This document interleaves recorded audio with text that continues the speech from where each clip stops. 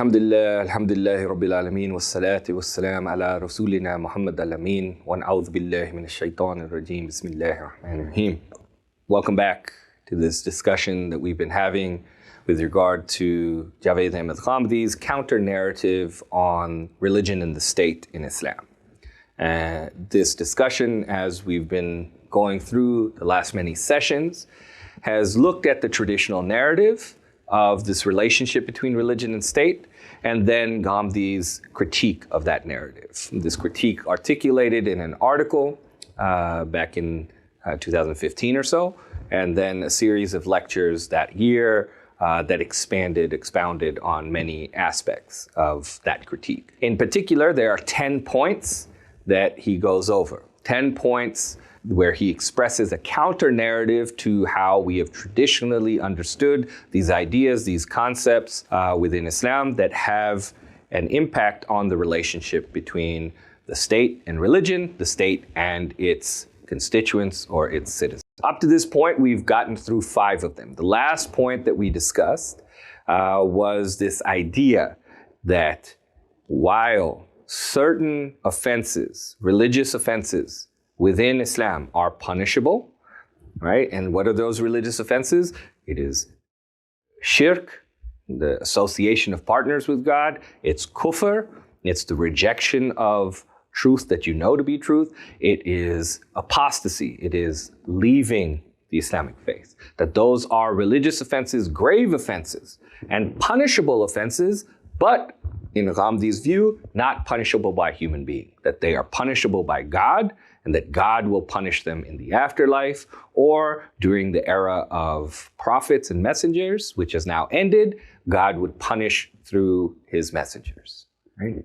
So that was the 5th point that we had discussed, and that Ghamdi puts forward to say, hey, we have traditionally understood the fuqaha, the fiqh, the juristic literature in Islam has actually given authority to human agents in the state to be able to punish these offenses. But that this, in Ghamdi's view, has been a very serious and consequential mistake that has created a ton of disorder and a ton of problems within Muslim society. That in fact, for Muslim society, Muslim politics, Muslim culture, rectifying this mistake is absolutely essential because it has been the cause of sectarian strife, or at least exacerbated sectarian strife. It's exacerbated many societal issues as human beings have even exceeded sort of the bounds by saying, well, even the fuqaha would only give this authority to the state, but in fact, people have taken that authority into their own hands, and we have seen the consequences of people taking into their own hands the punishment of these religious offenses.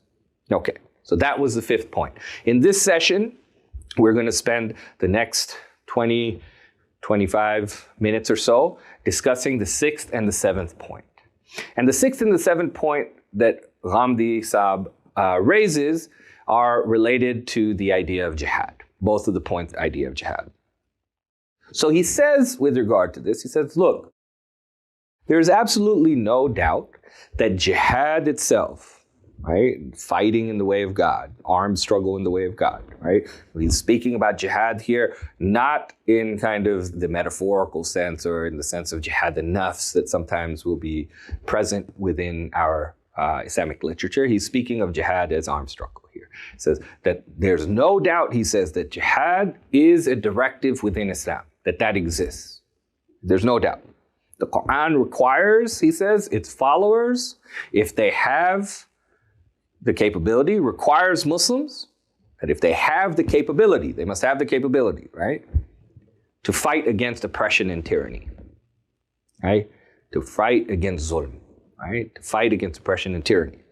And Ghamdi's elaborated on this, on the law of jihad within his books, especially Meezan, his kind of magnum opus. So there's much more detail there. But what he goes through here is he talks about the idea that in his view, the Quran does not give the directive for jihad against kufr, shirk, or apostasy. that jihad is not carried out on religious grounds, right? Or as some kind of holy war of sorts, right? It is not a directive, he says, based on religion per se, right? The directive related to killing on religious grounds is a separate discussion, and that's what we had previously gone over, but it's not related to jihad, right? With regard to the directive of jihad, it's also not for the expansion of territory, for the building of empire, for the acquisition of wealth, for the acquisition of territory. None of that is a legitimate objective with regard to the directive of jihad as kind of put forward within the Islamic sources. What it is that there's simply a directive to fight against oppression and tyranny, right?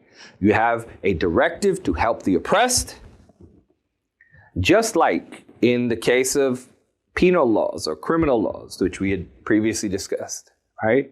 You have a directive. We talked about this in the last session.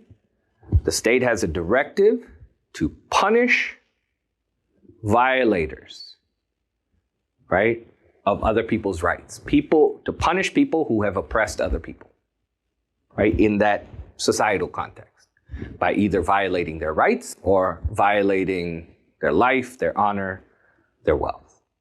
At the state level then, where there are other states that are engaged in oppression and tyranny, the state then has the directive of jihad to come forth to help the oppressed. There's a consistent principle here. When you have state power in the world, you can punish criminals for their crimes and stand with the victim. And in the context of jihad, if a nation oppresses, then you can stand with the victims there, with the oppressed there, right?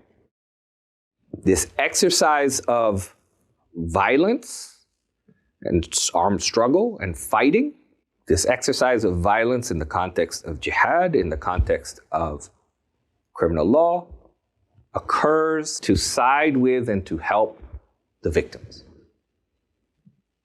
The victims of either oppression at the hands of a state or oppression at the hands of other individuals. So fighting to help the oppressed is permitted, and in fact, in some cases required.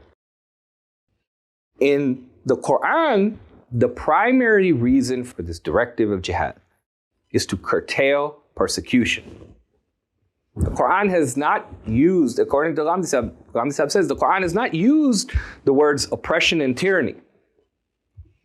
What it has done is it has discussed the idea of curtailing fitna, chaos. That is the objective of any fighting. And so the question arises, that Ghamidi raises, is what is fitna? And in the Quran he says, what fitna means is it means oppressing and forcing a person to give up their religion. It is essentially the directive in the Quran with regard to jihad is against religious persecution. If someone is subjected to cruelty and persecution based on religion, then fighting is a way to rescue them from that state of affairs. Other texts, he says then, in the Quran, make clear through analogy, right, through sort of connection to this principle, that it is permissible to fight against any other type of oppression as well, not just religious persecution.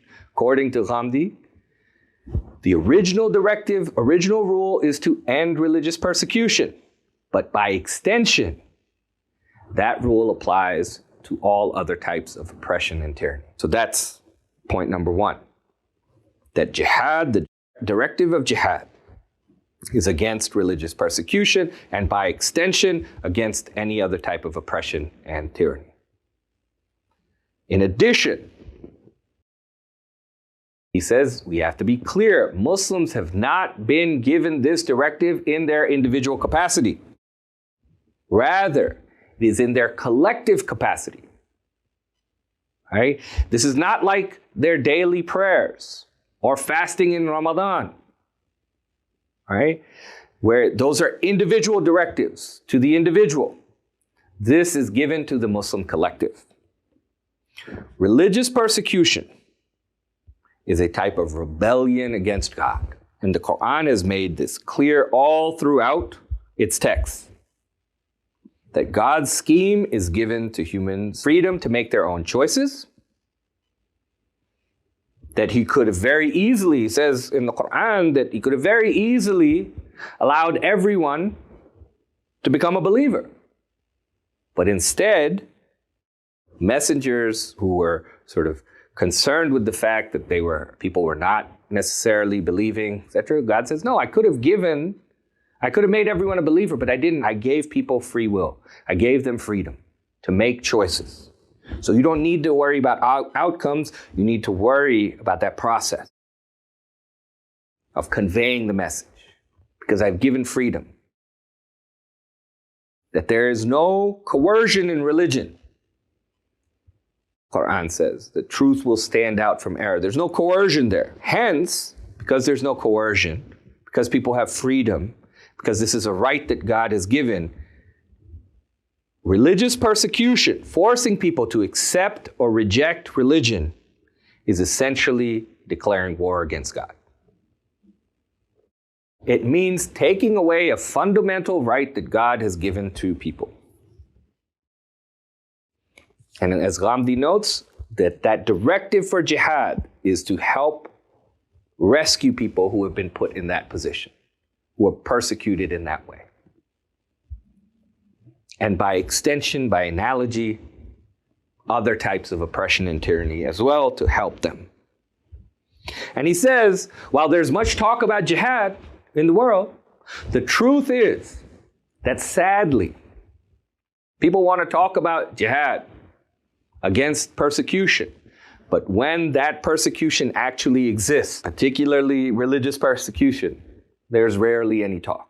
When people are prevented from going to masjids, prevented from exercising their freedom to pray, to worship, etc., that no one speaks about this as a context where the jihad directive now applies. No one wants to fight in those actual cases that exist. And here we can see, and I'm adding this myself, in the modern context, situations in different parts of the world, whether we're looking at Myanmar and the Rohingya, or whether we're looking at the Uyghurs in China, or even other places, arguably even places where it's not the Islamic faith that's being persecuted, but other faiths, that freedom, that persecution of people's ability to worship, to believe, to make that choice, that doesn't come up as a place where jihad then is spoken about. And for Ghamidi, this suggests jihad has become a tool for political manipulation as opposed to a religious directive. Even the notion, Ghamidi says, that jihad is carried out only in defensive circumstances, that this is oftentimes, one might argue that in the Muslim apologetics literature, that this is oftentimes how jihad might be characterized, that, jihad is only in defense. Ghamidi rejects this idea. He says, jihad is against oppression and tyranny.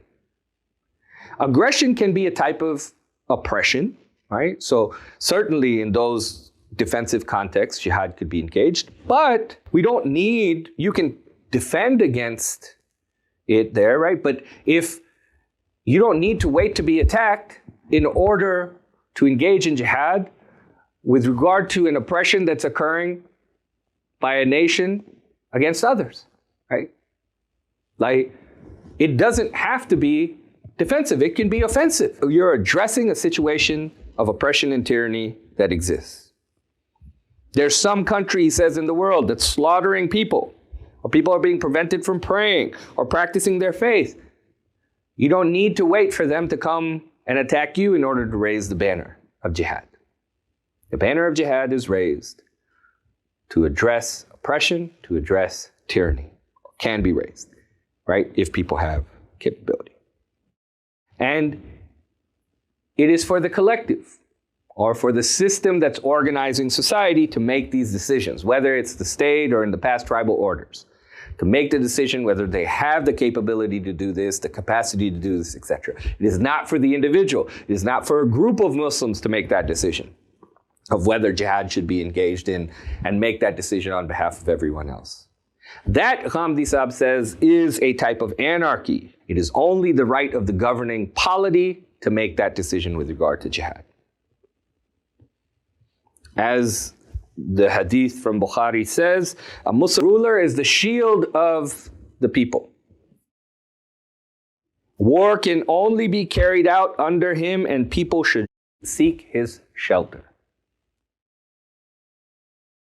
The governing system, whoever the leader is, the process for governance, right? All those things will go into making the decision with regard to jihad, not an individual making that decision.